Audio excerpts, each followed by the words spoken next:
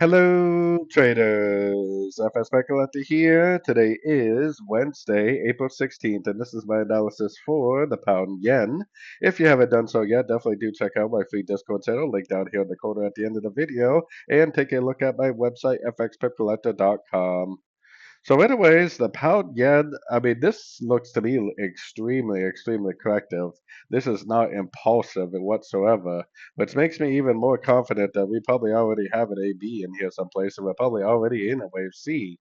So, we have our Fibonacci retracement on here. I would be paying very close attention to my Fib levels. I got my Fibonacci retracement on the whole move down if you zoom out a little bit.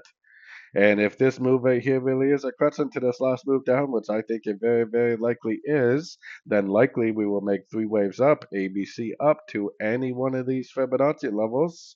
Maybe something like this, or possibly something like this, and end up continuing the downtrend.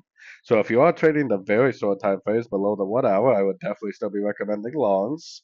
If you're more of a swing trader, then I would definitely be recommending waiting patiently for the end of a correction at a Fibonacci level, like three waves up impulsive and golfing down at a Fib level to go short for the continuation of this downtrend.